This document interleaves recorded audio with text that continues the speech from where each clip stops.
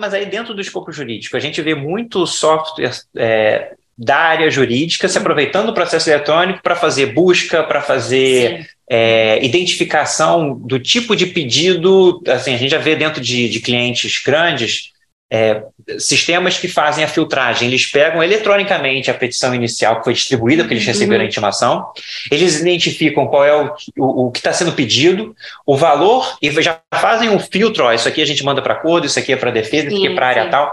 Então, embora pareça que fuja do escopo jurídico, a gente já tem vários softwares que têm uma leitura jurídica da situação, graças à digitalização do processo. E o avanço da tecnologia. Então, assim, isso da parte do advogado, do cliente, a gente tem essas ferramentas. E na justiça, existem ferramentas outras que também são digitais, virtuais, eletrônicas, que a gente convive? A gente pode citar, por exemplo, que nós temos sistemas de buscas no Poder Judiciário de patrimônio e informatização de comunicações de atos processuais, principalmente na execução, que é o que a gente vê que dá realmente muito impacto na vida do cliente e nossa como advogados. O que acontece? Nós temos 2 grandes sistemas dentro do Poder Judiciário que a gente pode citar aqui, que é o Sisbajude. Que substituiu o antigo Bacenjude.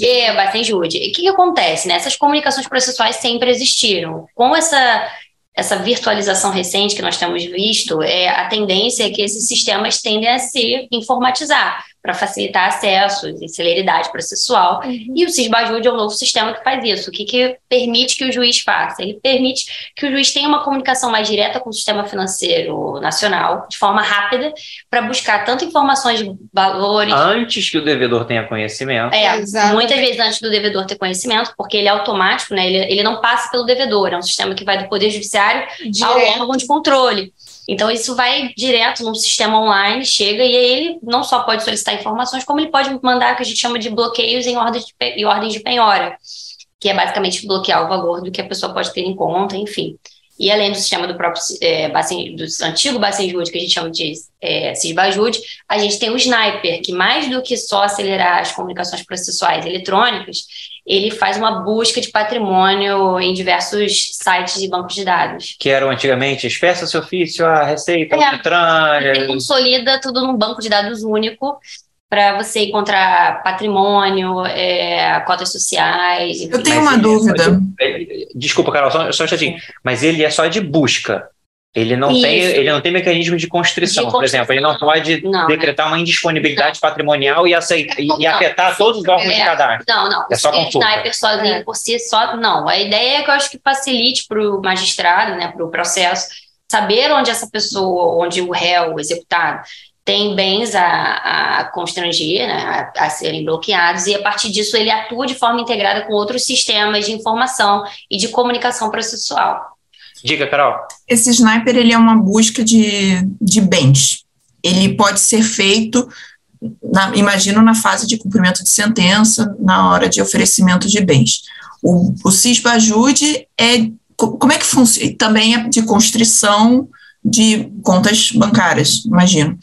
E para você localizar o réu, por exemplo, no nosso tempo, a gente mandava oficiar Light, SEB, Oi, Claro, TIM, Receita Federal. Vocês conseguem pedir pelo Sisbajude localização também? Existe algum tipo de sistema para você buscar, para centralizar esses prestadores? Como é que pelo que eu entendi, seria esse Sniper. O Sniper também para localização, não só para bens. Eu acho que eles funcionam mais como você não consegue citar o réu do juízo. Entendi, Carol. Não a busca do patrimonial. Você está pensando localizar o réu. Na busca cadastral. Onde é que ele declarou o endereço, por exemplo? Isso. Como localizar um réu. Mas hoje em dia só basta que a gente localize o e-mail dele, né?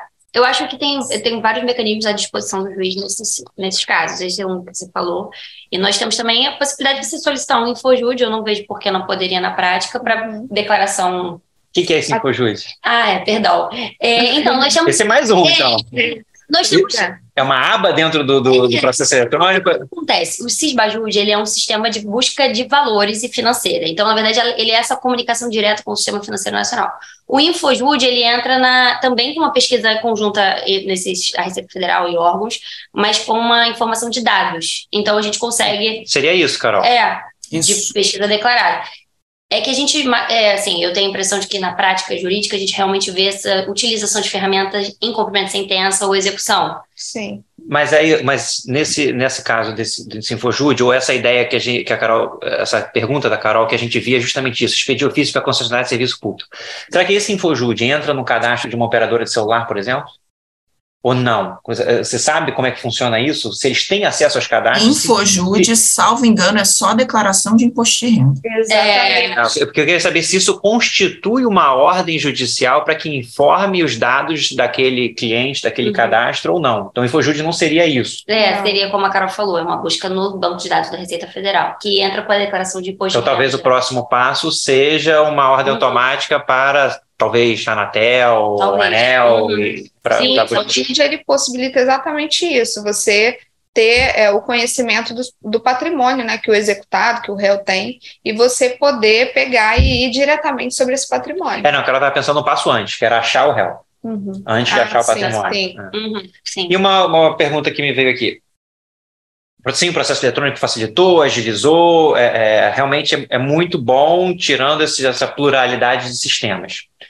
Mas para o advogado, ok. O advogado tem o token, tem a certificação digital, ou o cadastro, ou vai na salinha do AB. E o particular? Porque os processos são públicos. Sim. Antigamente ele ia lá, encostava a barriga no balcão e falava, quero ver o processo.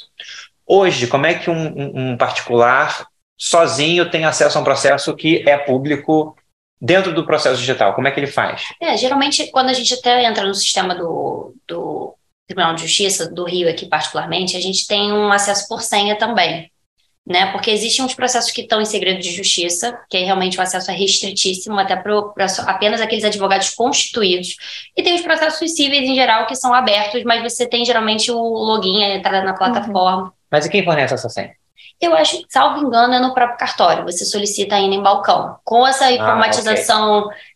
Agora, não sei se tem outros meios alternativos de solicitação. Diretamente no portal, a pessoa poder fazer um requerimento e ter acesso. Eu tenho uma pergunta /crítica, porque eu quero saber como é que é no Rio. Não crítica às meninas, né? Ao sistema. As meninas estão maravilhosas. Ao sistema.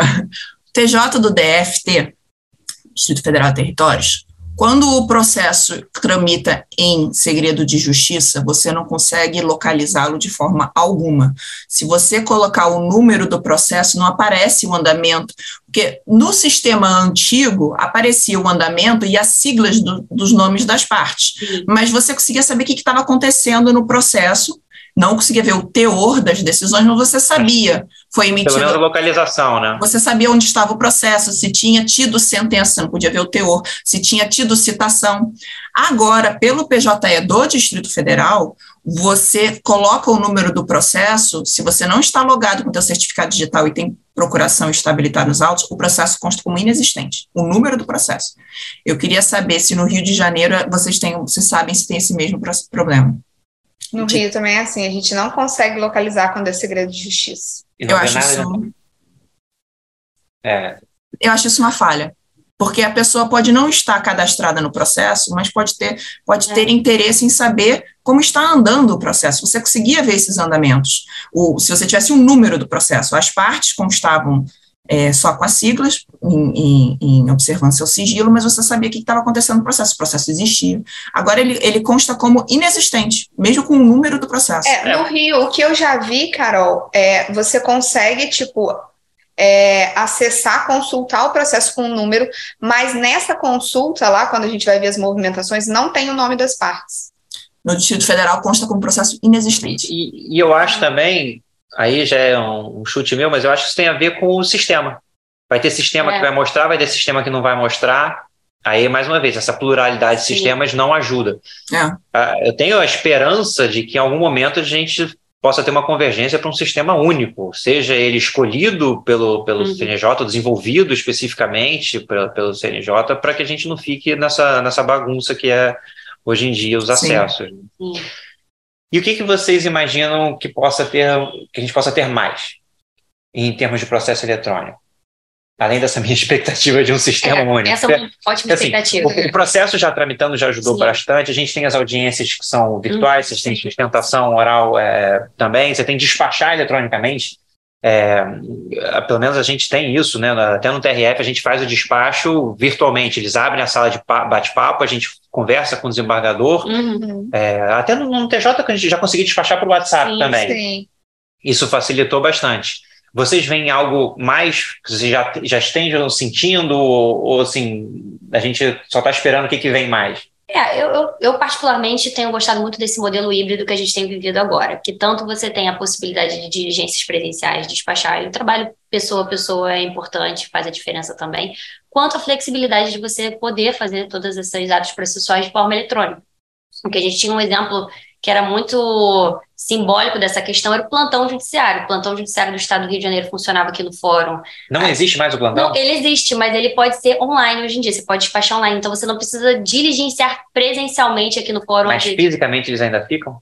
Ficam, ele existe, o núcleo existe. Eu não sei o funcionamento de servidores. A última vez que eu tentei entrar em contato com o plantão, tinha um servidor lá, magistrado, ou o magistrado não estavam presentes, mas despachando de forma virtual ou pelo telefone. Mas isso realmente é interessante. Aconteceu uma emergência de madrugada, você não precisa tirar o pijama, você entra no computador e já trabalha. Demandas assim, que exigem um plantão, às vezes internação, hospitalar, são demandas sensíveis, você tem um acesso à justiça, às vezes, facilitado. Até mais rápido. Exato, principalmente em comarcas regionais do interior, que eram obrigadas a se deslocar. E aquele balcão virtual, prevalece ainda? Então, eu tenho. Porque isso foi para a pandemia, isso não foi processo eletrônico, isso foi pandemia. Mas ainda existe. Existe, funciona. E eles têm usado primordialmente, assim, essencialmente, essa forma de comunicação. Várias vezes eu entrei em contato com a vara por telefone e tive a orientação, doutora, atendimento só presencialmente ou pelo balcão virtual. Então, eles têm, acho que por o fato de ficar registrado, ter todo um sistema deles que já funciona, tem utilizado bastante. E assim, o balcão virtual é nada mais, nada menos do que um servidor que ficou responsável pelo chat. Igual um chat de um saque, Sim. Um site que tem um saque ficou funcionando dessa maneira. Lembrei de um outro sistema dentro, quer dizer, não é um sistema, mas um aplicativo, um funcionamento dentro do processo eletrônico, que é a questão de mandar de pagamento. Sim. Antigamente você tinha que ter um mandado físico para você protocolar no Banco do Brasil para poder. E hoje em dia você informa a conta e é tudo eletrônico. Uma diferença imediata. Sim, isso foi outra agilidade. Tem a possibilidade de adesão ao convênio para recebimento de mandados eletrônicos. Mas Banco do Brasil tem. Mas esse era um sistema, foi o primeiro sistema, convênio, hoje em dia, pelo menos na justiça, na justiça estadual também, não é só na federal, já saem as ordens de transferência direto do juízo. Direto na conta. Estando cadastrado ou não, tendo convênio ou não, já vai direto para a conta da parte, é uma outra vantagem do nosso, desse avanço do processo eletrônico. Sim, com certeza. E, Carol, você tem mais alguma pergunta? Eu tenho só uma última observação, concordando com a Ana. Eu gosto muito do sistema híbrido e o balcão virtual eu acho excelente. Causas mais sensíveis a gente ainda comparece ao balcão físico, porque parece que ainda a pressão física às vezes funciona melhor. E audiências, as audiências por conciliação principalmente virtual, por meio virtual, foi game changer para mim. A gente, às vezes, tem audiências no mesmo dia, em circunscrições, em locais opostos aqui do Distrito Federal, 30 quilômetros para a esquerda, 40 quilômetros para a direita, com meia hora de distância. Você tem que movimentar toda uma equipe, e agora no seu computador você faz uma audiência, dá 10 minutos, toma uma água, já está pronto para a próxima. Eu achei isso um avanço incrível, e eu acho que a tendência tem que ser, sim, o híbrido. Tem que ter a possibilidade de despacho, sustentação oral e atendimento ao público híbrido, presencial e virtual, e a audiência, a conciliação, para mim, tinha que ser sempre virtual. As partes, qualquer parte hoje em dia, inclusive o hipossuficiente, tem um celular. A gente já fez audiência, nós, pela empresa, o autor no meio de uma obra na casa, com o celular ligado, o outro autor dirigindo um carro, porque a audiência de conciliação é uma coisa célere, uma coisa rápida. Você perder o tempo se deslocando para um local, eu acho perda de tempo e de dinheiro para todo mundo, inclusive o tempo do servidor. E a gente ganhou, além do não deslocamento até o fórum, que isso para o advogado já era algo corriqueiro, mas para a parte que você perdia, talvez às vezes o dia, você tem menos atraso. Sim. Antigamente as audiências atrasavam 40 minutos, 1 hora e meia enrolando, porque aí a parte é chamada. Segundo pregão. Aí ela entra, aí se arruma na cadeira. Não, você sentou errado, senta ali, senta aqui. Não, no virtual todo mundo abriu o link, começou, terminou. Muito rápido. Até isso a gente teve um avanço de ganho de tempo. Perfeito. E aí, lembrei de mais uma coisa que tem no processo. O julgamento virtual nos tribunais. Sim. Onde você também, preferencialmente agora, é um julgamento virtual, onde não tem necessidade dos julgadores comparecerem a uma sala de sessão, abrirem formalmente. Faz-se tudo pelo sistema eletrônico, onde cada um vai ter o seu tempo para voto, remete para o relator e todo o julgamento acontece no ambiente, no metaverso. Tá? Sim. E vocês, tem mais algum outro ponto que vocês queiram colocar? A gente combina um outro bate-papo de outra situação depois? O que vocês têm para a gente encerrar? Bom, eu acho que a Carol pontuou muito bem essa questão do sistema híbrido, foi um game changing assim, para a nossa rotina da advocacia. Eu acho que para os clientes isso também trouxe muita celeridade, a gente vê a positividade de falar, olha, você não precisa sair da sua casa, comparece a audiência, eu vou te mandar o link. Então, eu tenho visto um cenário otimista e positivo com essas mudanças todas. Eu acho que era, como a gente falou, uma tendência desde o início dos anos 2000 que a gente estava vendo, mas acho que a pandemia deu uma catalisada, assim, funcionou como um catalisador para todas essas mudanças que já vinham sendo implementadas. E para as coisas não pararem, né? Porque a justiça, na verdade, ela não pode parar, ela tem que continuar. Então, a pandemia deu realmente esse start no sentido de, já que a gente não pode presencial, as coisas têm que rodar de alguma outra forma. A gente não pode deixar o particular sem a justiça. O acesso. E só para também terminar da minha parte, eu acho que a gente nunca vai perder o sistema híbrido, porque ainda é necessário, até esse último exemplo que eu dei do julgamento virtual, você pode se opor. Não, eu quero que seja em sessão, e é para você poder estar cara a cara com o julgador. Eu acho que isso a gente nunca vai perder. A gente ganhou muita agilidade, mas havendo necessidade, a gente vai manter o contato direto. Né? Sim. Bom, pessoal, isso foi mais um bate-papo BTA. E até a próxima. Obrigado por vocês terem vindo trazer esse tema. Obrigado, Carol. Até a próxima. Tchau, Carol.